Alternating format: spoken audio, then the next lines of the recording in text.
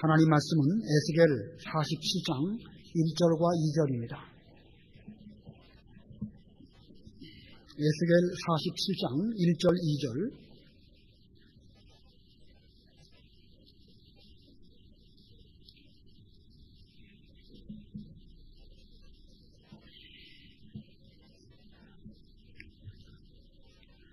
봉독하겠습니다. 그가 나를 그 성전의 입구로 다시 데리고 가셨다. 보아라, 그 성전의 앞이 동쪽을 향하고 있었는데 물이 그 성전 문지방 아래에서 동쪽으로 흘러나오고 있었다. 그 물은 그 성전의 남쪽 문지방 아래 곧 제단 남쪽으로 흘러내려가고 있었다. 그가 나를 북문으로 데리고 나가 바깥을 돌아 동쪽을 향하고 있는 바깥쪽 문으로 데리고 가니 보아라, 물이 남쪽에서 흘러나왔다. 거기까지 봉독하겠습니다. 오늘 본문의 내용은 에스겔이 환상 가운데 성전을 보게 되었고 성전 안에서 물이 흘러나오는데 이제 이 본문 이후에 보면 그 물로 말미암아 많은 만물들이 은혜를 입는, 그래서 소성하게 되는 이런 내용들입니다. 그래서 오늘 제목은 은혜의 생명수, 은혜의 생명수라는 제목으로 본문을 전하겠습니다. 이스라엘 백성들의 생활의 중심에는 항상 성전 혹은 성막이 있었습니다. 출애굽하고 그들이 제일 먼저 한 것은 신의 광야에 머물면서 성막을 세운 것입니다. 그래서 연초에 성막을 세우라 하시는 말씀을 우리가 이미 배웠습니다. 그 성막은 솔로몬 왕 때에 이르러서 이제 가장 아름다운 금과 노시나 이런 것이 없는 건 아니지만 거의 대부분 금으로 지은 이런 성전을 지었습니다. 그래서 솔로몬 성전 그러면 아름다움의 대명사라고 할 수가 있습니다. 그러나 아무리 성전을 아름다운 금으로 잘 만들었다 할지라도 하나님의 백성이 범죄하게 되면 하나님께서는 가차없이 그 성전도 빼앗아 버리십니다.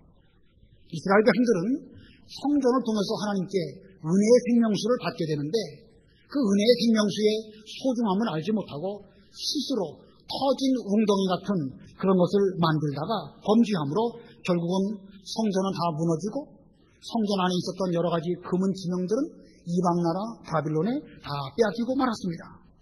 그리고 이스라엘 백성들은 죽었든지 아니면 포로로 잡혀서 뿔뿔이 흩어지고 또 바벨론 나라에 가서 포로 잡혀가게 되었습니다. 더 이상 성전은 없습니다. 이제는 하나님께 나아가는 은혜의 통로가 막혀버리고 말았던 것입니다. 늘 성전을 통해서 은혜를 받고 기도하고 예배를 드리고 그랬었는데 더 이상 성전이 없으니까 그들은 하나님께 나아갈 수도 없고 은혜를 받을 수도 없는 이런 지경에 빠지게 되었습니다. 그러나 하나님께서는 이 사건을 통해서 눈에 보이는 성전이 중요한 것이 아니고 눈에 보이지 아니하는 영적 성전, 신령한 성전이 더 중요하다는 사실을 이스라엘 백성들에게와 또 오늘날 우리에게 일깨워 주십니다. 이 바벨론 포로 70년 기간, 그 기간 동안은 눈에 보이는 성전은 없지만 하나님께서 친히 성전이 되어주시겠다고 그렇게 말씀하셨습니다. 에스겔 11장 16절 읽어보시기 바랍니다. 에스겔 11장 16절. 에스겔 11장 16절. 너는 말하기를 주 여호와께서 이같이 말씀하신다. 내가 그들을 여러 민족들 가운데로 멀리 보내어 여러 나라들로 흩었으나 그들이 가 있는 나라들에서 내가 잠시 그들에게 성소가 되어주겠다 하고. 그들이 가 있는 나라들에서 내가 하나님께서 친히 잠시 동안 70년이라는 시간 동안 그들에게 성소가 되어주겠다. 자, 그리고 보면 이스라엘 백성들 가운데 성소가 없었던 적은 한 번도 없습니다.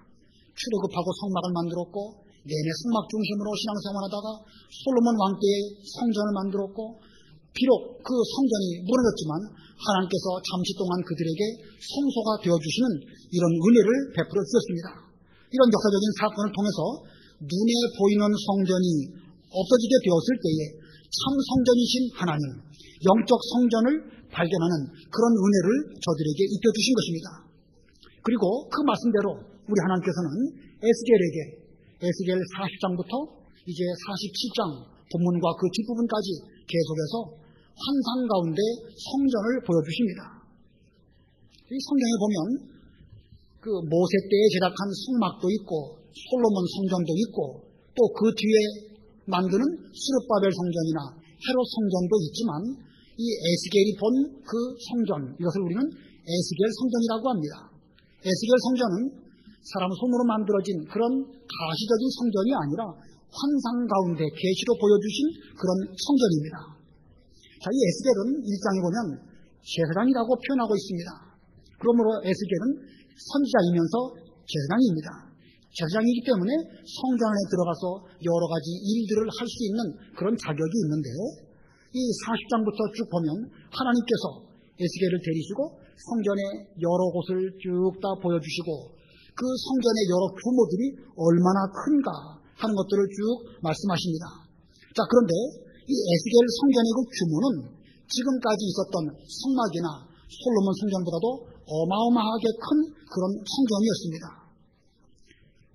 자, 이 하나님께서 왜 에스겔에게 이렇게 큰 규모의 성전을 보여주셨을까?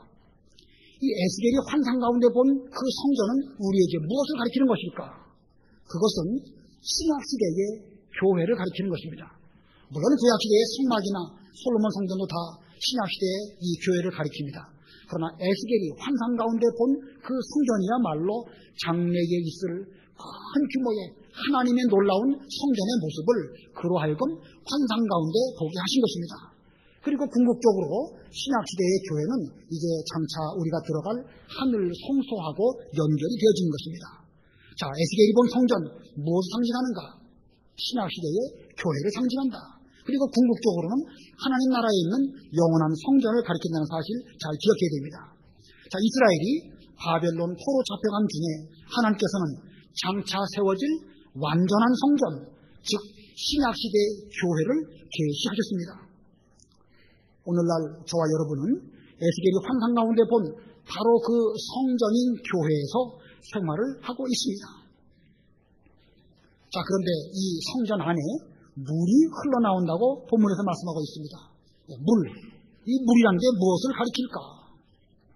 요한복음 4장에 보면 예수님께서 사마리아 여인에게 말씀하시기를 내가 주는 물은 영원히 목마르지 않을 것이다 하시면서 주님께서 주시는 물을 표현하여 영원히 목마르지 아니하는 생명수라고 말씀하셨습니다.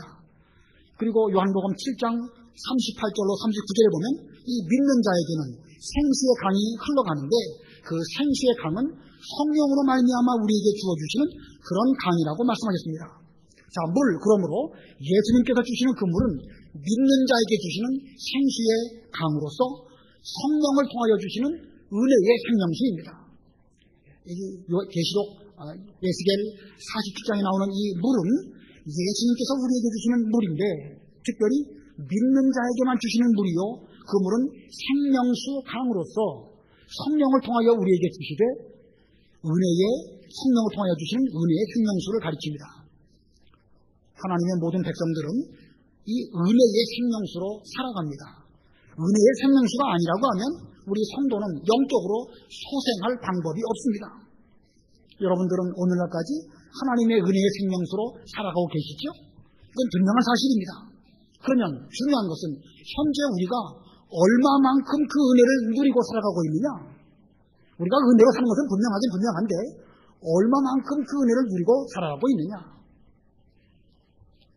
몇 달 전이나 혹은 1년 전쯤에 받은 은혜로 오늘도 겨우겨우 살아가고 있는지 아니면 매주일 주시는 새 은혜로 새로운 힘을 얻어서 살아가고 있는지 우리는 이 시간 우리 자신의 이 은혜 생활을 잘 살펴보는 이 시간이 되어야 할 것입니다.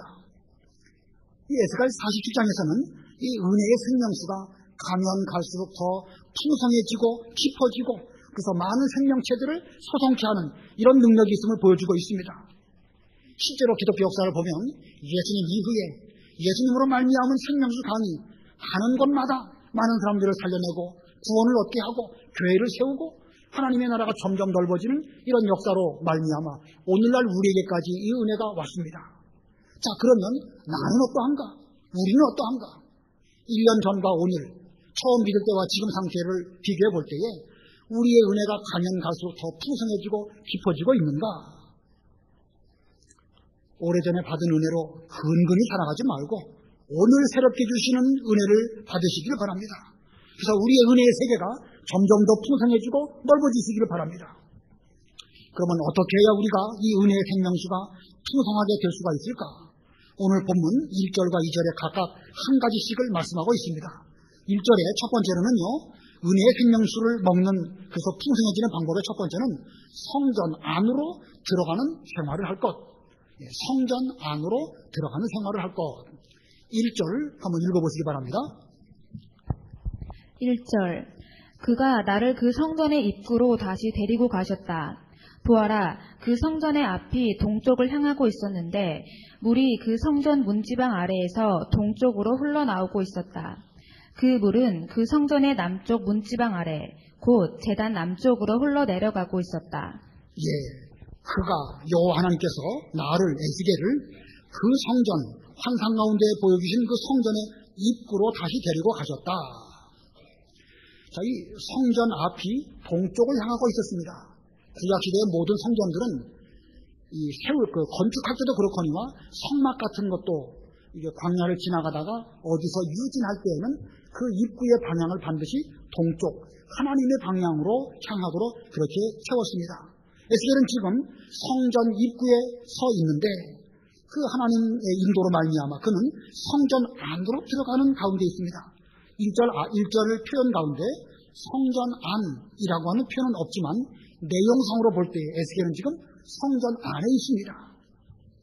이 성전은 사방으로 울타리, 이 담을 치고 있는데 그 안쪽을 안뜰이라고 하고 그 바깥을 바깥뜰이라고 합니다.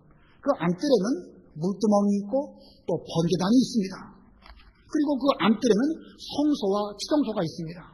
여기 1절 하반절에 보면 그 물은 그 성전의 남쪽 문지방 아래 곧 제단 남쪽으로 흘러내리고 있었다. 여기 제단, 바로 번제단을 가리키는 것입니다. 번제단은 성전 안에 있지요. 성전 안에 지금 에스겔이 들어와 있습니다. 그가 성전 안에 있다는 것이 더욱 분명한 것은 2절을 보면 알 수가 있습니다. 2절에 그가 나를 북문으로 데리고 나가. 그가 나를 북문으로 데리고 나가. 데리고 나가라고 한 것을 볼 때에 1절에서 그는 성전 안에 있는 것을 보여줍니다. 또 한 가지 1절에서 중요한 표현은 여기 다시라는 표현입니다. 그가 나를 그 성전의 입구로 다시 데리고 가셨다. 다시. 이 개역 성경에는 다시라는 말이 없어요. 그래서 제가 여러 번역본들을 쭉 보니까 표준 세번역이나 공동 번역이나 영어 번역본들도 다 보면 다시라는 표현이 있는데 이상하게도 개역 성경에는 빠져 있습니다. 우리 바른 성경에는 이 원문 그대로 다시라는 말이 있는데 참 제대로 잘 번역이 된 것입니다. 이 다시라는 의미가 무엇일까? 하나님께서 에스겔을 데리시고 40장부터 쭉 성전 안에 여러 구석구석들을 쭉 살펴보게 하셨습니다. 그러다가 47장 1절에 와서 다시 그 성전 안으로 들어가게 되었고 그가 다시 성전 안에 들어가게 되었을 때에 전에는 발견하지 못했던 그 생명수를 발견하게 된 것입니다. 다시 들어가니까 생명수를 발견했다. 중요하죠? 그리고 그 생명수는 이 성전 문지방 아래에서 흘러나오고 있었다. 가운데 보면 그 성전 문지방 아래에서 동쪽으로 흘러나오고 있었다. 이것은 그 성전 안에 성소가 있고 지성소가 있는데 그 성소 문지방 거기에서부터 그 물이 흘러나오고 있다는 뜻입니다. 개역 성경에는 스며나오고 있었다. 우리 바른 성경에는 흘러나오고 있었다. 어느 게 더 좋은 표현일까요? 스며나오고 있다, 흘러나오고 있다. 이 원문을 보니까 그 원문을 히브리 말로 파카라고 하는 단어인데 그 파카라는 단어의 뜻은 쏟아낸다, 솟구쳐 나온다 그런 뜻입니다. 어떤 면에서 보면 흘러나오고 있다는 표현보다도 좀 더 강력한 방법으로 하나님의 은혜의 생명수가 성소 문지방에서부터 이렇게 막 솟구쳐 나오는 이런 표현을 말씀한 것입니다. 그래서 에스겔이 발견한 생명수가 이 성소의 동쪽 문지방에서 위로 힘있게 솟구쳐 올라오고 있는 그 물인데 그 물이 이제 성소에서부터 흘러내려서 제단 남쪽으로 흘러내려가고 있었다. 제단 남쪽으로 흘러내려가고 있었다. 그 물살이 점점 많아지고 커지는 것을 표현하고 있습니다. 그래서 이제 3절 이후부터 보면 이 이 물이 흘러내려갈수록 그 물의 양이 점점 더 많아지고 풍성해지는 것을 보여주고 있습니다. 그래서 1절에서 우리가 중요하게 보아야 될 것은 성소 안에서 생명수를 발견했고, 에스겔이 다시 그 성소에 들어갔을 때 발견하게 되었고, 그가 발견한 생명수는 점점 더 풍성해지는 그런 생명수였다는 사실입니다. 자, 중요한 겁니다. 세 가지. 성전 안에서 발견했고, 다시 들어갈 때 발견했고, 그 생명수는 점점 더 풍성해지고 있었다. 오늘날 우리도 은혜의 생명수를 발견하기 위해서는 반드시 성소 안으로 들어와야 됩니다. 안으로는 들어오지 않고 그냥 바깥들만 봤다가 돌아가신다든가, 들어올까 말까 그냥 경계에 머물러 있다든가, 그렇다고 하면 은혜의 생명수를 발견할 수가 없습니다. 여러분 자신의 모습을 좀 생각해 보시기 바랍니다. 안에 있는지 밖에 있는지, 들어갈까 말까 망설이고 있는지 자신의 모습을 잘 살펴보시고 반드시 성전 안으로 들어오시는 여러분들이 다 되어야 되겠습니다. 또 한 번, 두 번 들어가는 것만으로 다 되는 것이 아닙니다. 에스겔이 그 이전에 여러 가지 계시 가운데 성전을 구석구석 잘 보았지만 이 앞부분에서는 이 생명선물을 발견하지 못하다가 다시 여호와께서 그를 인도하여 성소 안으로 들어가게 되었을 때에 그때서야 비로소 발견하게 되었습니다. 그러므로 우리는 다시 들어가려고 노력하는 그게 필요합니다. 한 번 들어가고 두 번 들어갔음에도 불구하고 은혜의 생명수를 발견하지 못했다. 그러면 어떻게 될까요? 지금까지 여러 번 들어갔음에도 불구하고 발견하지 못했으니까 이제 그만해야 되겠다, 이렇게 생각해야 되겠습니까? 그렇지 않습니다. 발견할 때까지 또다시 들어가야 되는 것입니다. 들어가고 또 들어가면 때가 되면 비로소 이 은혜의 생명수를 발견할 때가 오는 것입니다. 요한복음 10장에 보면 예수님께서 당신을 가르치셔서 양의 문이라 이렇게 말씀하시면서 이제 예수님을 통해서 그 우리 안으로 들어가며 나아가며 꼴을 얻는다, 이렇게 말씀하십니다. 들어가며 나아가며 꼴을 얻는다. 거기서 말하는 꼴, 영적 양식을 가리키는 것이고, 에스겔 47장으로 우리가 전화해서 표현한다고 하면 은혜의 생명수가 바로 그 꼴입니다. 그런데 그 꼴을 먹기 위해서는 들어가며 나아가며 그 꼴을 얻는다고 하였습니다. 들어가며 나아가며, 그게 무슨 뜻일까요? 들어가고 또 나아가고, 하나님의 예배당으로 가서 말씀을 받고 또 나가서 생활하고 또 들어가고 나아가고, 한 번 들어가서도 발견하지 못했다 할지라도 계속해서 반복적으로 들어가며 나아간다고 하면 때가 되면 하나님께서 우리에게 은혜의 생명수를 주시되 넉넉하고 풍성하도록 우리에게 그 은혜의 세계를 맛보게 해주신다는 것입니다. 그러므로 우리는 전에 먹었던 꼴이라 할지라도 또 먹고 또 먹어야 됩니다. 우리 에스겔 47장 아마 여러분들도 수없이 많이 들었던 말씀일 것입니다. 그러나 이것을 먹고 또 먹고 듣고 또 듣고 들어가고 또 들어간다고 하면 지금까지 발견하지 못했던 영적 양식을 여기서 발견하게 되는 것이고, 이것이 내게 새로운 은혜가 될 것입니다. 전에는 미처 발견하지 못했던 진리라도 다시 성소에 들어가서 이 말씀을 듣고 또 들을 때에 같은 말씀이라도 좀 더 신령한 세계로 들어가고 좀 더 깊은 은혜의 맛을 우리는 느끼게 되는 것입니다. 그런 면에서 보면 이 신앙생활은 졸업이 없어요. 수료가 없습니다. 일평생 배우고 또 배워서 점점 깊이 들어가도 무한히 우리에게 신령한 명의 꼴로 넘치도록 채워주시는 말씀이 바로 하나님의 말씀입니다. 우리는 그러므로 성전 안에 들어가는 생활을 계속해야 되는데, 특별히 주일날만큼은 반드시 와야 됩니다. 평상시에 아무리 신앙생활 잘해도 주일날 이 말씀을 들으러 오지 않는다고 하면 그 사람의 신앙은 병든 신앙이라고 할 수가 있습니다. 에스겔 46장 1절로 3절 읽어보시기 바랍니다. 바로 앞장입니다. 46장 1절로 3절. 에스겔 46장 1절. 주 여호와가 이같이 말한다. 동쪽으로 난 안뜰 문은 일하는 6일 동안은 닫을 것이나 안식일에는 열 것이며 초하루에도 열 것이다. 왕은 그 문의 현관을 통해 밖에서 들어와 그 문 기둥에 서고 제사장들은 자기를 위해 번제와 화목제를 드려야 한다. 왕은 문지방에서 경배한 후에 나가야 한다. 그리고 그 문은 저녁까지 닫지 말아야 할 것이다. 그 땅의 백성은 그 문 입구에서 안식일과 초하루에 여호와 앞에서 경배해야 한다. 예. 이 동쪽에 있는 그 문은 6일 동안은 닫혀 있지만 안식일과 초하루에는 열어놓는다. 하나님께서 특별히 주일날, 안식일날 그 성전에 오셔가지고 우리의 예배를 받으시고 우리에게 필요한 은혜의 말씀을 주시는 것을 이렇게 표현한 것입니다. 왕이라 할지라도 문 앞에 현관에 와서 그 문지방에서 하나님께 경배해야 한다. 그리고 그 문은 저녁까지 닫지 말아야 될 것이다. 저녁까지 닫지 말아야 될 것이다. 또 왕뿐 아니라 백성들도 그 문 입구에서 안식일과 초하루에 여호와 앞에 경배해야 한다. 자, 중요한 표현이 46장 1절로 3절 사이에 있는데 이게 다 무슨 뜻일까? 하나님의 백성이라고 한다면 왕이든 백성이든 지위 고하를 막론하고 반드시 안식일에 성전에 와서 여호와께 경배해야 할 것을 말씀합니다. 그리고 그 문은 저녁 때까지 닫지 않는다. 아침 일찍 성전문 주일날 열지만 그것은 오전 예배만 끝나고 닫는 것이 아니고 오후에도 해질 때까지 계속 그 문을 열어두라는 말씀입니다. 그러므로 우리가 드려지는 그 예배는 주일날 오전만 드린다고 해서 다 끝나는 것이 아닙니다. 한 번 왔다 가면 성전 안에 들어갔다 왔다 이게 아니고 저녁까지 우리의 신앙생활이 지속되어져야 온전한 예배를 제대로 드리는 것입니다.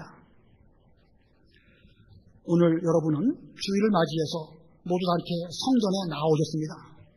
우리가 이 예배를 위해서 기도도 드렸고 찬송도 불렀고 말씀도 또 지금 듣고 있는 중이고 예배 이후에 서로 교제를 나누게 됩니다. 이것이 곧 하나님께 경배하는 것입니다. 경배가 뭘까? 뭐 그냥 절 한번 하는 것이 경배입니까? 아닙니다. 기도와 찬송과 예배와 교제와 연보와 또 축도와 이 모든 것들을 통해 가지고 우리가 하나님께 제대로 경배를 드리는 것입니다. 이렇게 예배를 드리는 사람에게 은혜의 생명수가 넘치는 것입니다. 여러분은 교회 나오실 때 어떤 그 기분은 나오셨습니까? 이 교회 입구에 딱 오다 보면은 멀리서도 저기 꼭대기에 명민교회라고 딱 써 있습니다. 그걸 딱 보는 순간에 기분이 좋지요? 예, 여러분은 어떠신가요? 저는 그것만 보기만 해도 기분이 좋습니다. 예배당에 딱 들어와갖고 이 관계상을 바라보면은요, 정말 좋습니다. 진짜로 좋습니다. 늘 은혜 받던 그 자리에 제가 다시 왔습니다. 뭐 여러 가지 복합적인 그런 심정으로 참 좋습니다. 그러나 거기까지만 머물지 말고 뭐 명리교라는 거 이름을 보고 기뻐하고 강단을 보고 기뻐하지 말고 좀 더 깊은 은혜 세계에 들어가기 위해서는 우리는 들어가고 또 들어가야 됩니다. 우리는 신약시대의 왕 같은 제사장입니다. 왕도 물론 이 성전 앞에 나와야 되겠지만 제사장이라고 한다면 더더군다나 나와서 하나님께 예배를 드리는 이런 책무가 우리에게 있는 것입니다.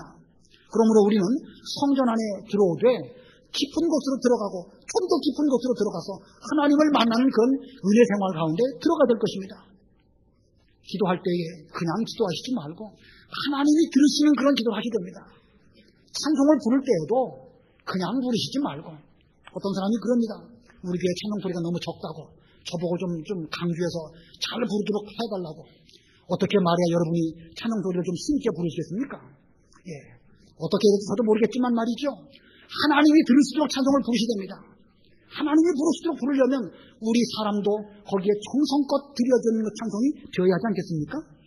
우리는 하나님의 귀에 들릴 수 있는 그런 찬송을 드려야 되는 것이고 이 시간 말씀을 들을 때에 우리는 집중해서 이 말씀을 드려야 됩니다. 사람의 말로 받지 않으시고 성경 말씀이 직접 내게 주시는 성령의 감동을 받을 때에 우리가 드리는 이 예배가 하나님 앞에 올바른 경배의 예배가 될 수가 있을 것입니다. 만약에 우리가 이렇게만 예배를 드린다고 하면 성전 문지방에서 솟아나는 생명수를 발견하게 될 것이고 그리고 그 생명수를 많이 맛볼 때에 우리는 영적으로 소생함을 얻고 새 힘을 얻게 될 것입니다. 우리가 은혜의 깊은 세계로 들어가지 못한다면 전에 받은 은혜만으로 근근히 살아가게 될 것입니다. 전에 은혜를 받을 때에는 그때는 그것이 큰 은혜가 되었고 큰 감동이 되었습니다. 그러나 지금은 아니지요. 우리가 육신적으로 밥을 해 먹을 때에도 하루 세 끼를 잘 먹어야 되고 세 끼 먹을 때에도 따뜻한 밥으로 정성껏 잘 차려서 먹을 때에 육신도 건강합니다. 마찬가지로 영적인 상태도 옛날 은혜 받았다, 옛날이 좋았다, 그것도 좋습니다. 그러나 그건 그때의 은혜고 지금 은혜를 받아야 되는 것이고 매 기일마다 매 시간마다 우리가 은혜를 받는다고 하면 우리 영적 상태는 더욱 힘있는 그런 우리들이 될 것입니다. 그러므로 우리는 성전에 들어가는 생활을 하되 매 주일마다 들어오시길 바라고 점점 더 깊은 세계로 들어가시는 여러분이 되시기를 바랍니다. 전에 받은 은혜에서 좀 더 깊은 세계로 들어가려고 힘을 써서 하나님을 제대로 경배하심으로 하나님으로 말미암아 영적 생명수가 여러분의 심령 속에서부터 솟구쳐 나오는 이런 은혜를 우리 모두가 이루시기를 바랍니다. 자, 이 하나님께서 에스겔을 이제 북문으로 또 나아가게 하셨는데 두 번째 대지는 성전 밖으로 나아가는 생활입니다.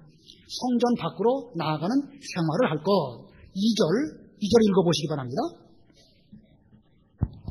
2절 그가 나를 북문으로 데리고 나가 바깥을 돌아 동쪽을 향하고 있는 바깥쪽 문으로 데리고 가니 보아라 물이 남쪽에서 흘러나왔다. 예, 하나님께서 에스겔을 북문으로 데리고 나가시고 북쪽으로 나가시고 이렇게 돌아서 동쪽 문 쪽으로 해서 이렇게 돌아서 바깥으로 데리고 나가셨습니다. 그랬더니 물이 바깥문에 남쪽에서 흘러나왔다. 물이 남쪽에서 흘러나왔다. 개역 성경에는 우편에서 스미어 나왔다. 해석이 쉽지가 않습니다. 남쪽이 맞는 것인지 우편이 맞는 것인지. 저도 여기에 대한 답은 아직 답을 찾지 못했으니까 좀 더 말씀을 살펴보고 해석을 드리도록 하고 오늘 이 2절에서 중요한 것은요. 하나님께서 에스겔을 북문으로 데리고 나가셨다는 것입니다. 동쪽 문은 하나님께서 출입하시는 문이기 때문에 사람으로 거기를 출입하지 못하도록 말씀하셨습니다. 그것도 한번 읽어보고 하겠습니다. 44장 1절 2절 에스겔 44장 1절 2절 에스겔 44장 1절 그가 나를 동쪽으로 향한 성소의 바깥문 쪽으로 데려갔는데 그 문은 닫혀 있었다. 여호와께서 내게 말씀하셨다. 이 문은 닫힌 채로 다시 열리지 아니할 것이다. 아무도 그 문을 통해 들어오지 못할 것이니 이는 여호와 이스라엘의 하나님께서 그 문을 통해 들어오셨기 때문이다. 그러므로 그것이 닫힌 채로 있을 것이다. 예, 이 본문을 쭉 보면 동문도 있고 남문도 있고 또 북문도 있습니다. 서쪽 문은 아직 발견하지 못했습니다. 각각이 어떤 상징성을 가지고 있을 것인데 동쪽은 하나님의 방향이고 남쪽은 이제 성경의 일반적으로 남쪽은 쾌락, 세상의 방향, 북쪽은 고난의 방향입니다. 오늘 이 시간에 여기 47장 2절에서 중요한 것은 북쪽은 고난의 방향이라는 것입니다. 하나님께서 에스겔을 성전 안으로 들어와서 성전의 여러 가지 것들을 다 보여주신 후에 그로 하여금 북쪽문으로 나가게 하셨다. 그 북쪽 고난의 방향입니다. 레위기 1장 11절 레위기 1장 11절 읽어보세요. 레위기 1장 11절 그가 북쪽 제단 옆 여호와의 앞에서 그것을 잡아야 하고 아론의 자손 제사장들은 그 피를 제단 주위에 뿌려야 한다. 예, 소나 양의 제물을 잡을 때에도 아무 방향에서나 잡지 말고 반드시 북쪽 제단 옆 여호와 앞에서 잡도록 그렇게 율법에 말씀하고 있습니다. 왜 북쪽에서만 잡아야 될 것인가? 어떤 사람이 이 북쪽이 무슨 의미를 갖고 있을까 생각하고 있는 가운데 그 성지순례를 갔다고 합니다. 성지순례를 갔더니 그 예루살렘 성전이 있던 방향에서부터 북쪽에 그 골고다 언덕이 있다는 것입니다. 자, 예수님께서도 그 성전 예루살렘 성에서 나오셔서 그리고 북쪽에 골고다 언덕에 가셔가지고 거기서 당신을 거룩한 산 제물로 하나님께 바치셨습니다.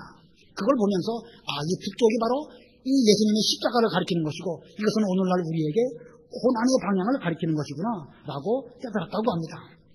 그러므로 오늘날 우리도 먼저 성전 안에서 은혜의 생명수를 발견한 후에는 그 말씀을 가지고 고난의 문을 통해 가지고 예수님의 고난에 참여하는 이런 우리가 되어야 할 것입니다.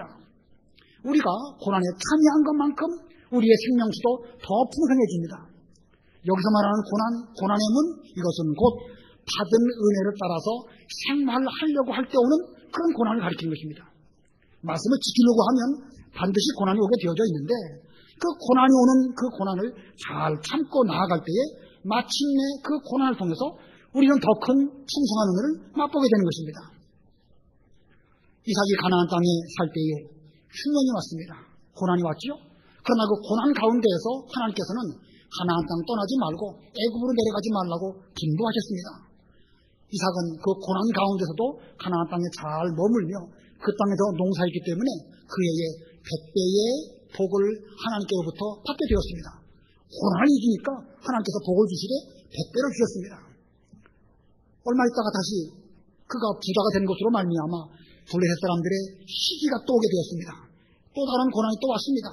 그래도 그는 그들과 맞서 싸우지 아니하고 양보할 것은 양보하면서 은혜 생활을 잘하려고 노력을 하니까 처음에는 자꾸 빼앗기는 것처럼 보였지만 나중에 가서는 그의 지경이 넓어지게 되었고 아비멜렉이 나중에 와갖고 화친 조약을 맺고자 하는 이런 결과를 가져오게 된 것입니다. 자, 이것도 고난을 이기니까 이삭에게 더 큰 은혜가 임하게 된 것을 우리에게 보여줍니다.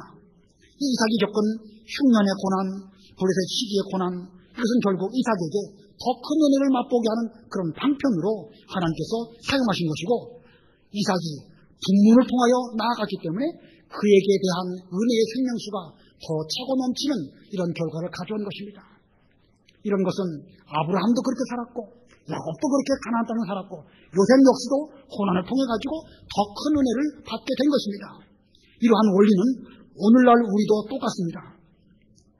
우리 예수님께서 예루살렘 북쪽 골고다 언덕으로 가셔서 영문 밖에서 십자가를 지시고 나아가신 것처럼 우리도 내게 대한 십자가를 지고 성전 밖으로 나아가되 북문으로 나아가서 예수님의 고난에 참여한다고 하면 오늘날 우리에게도 더 많은 은혜로 승성케 해주시는 그런 은혜가 있을 것입니다.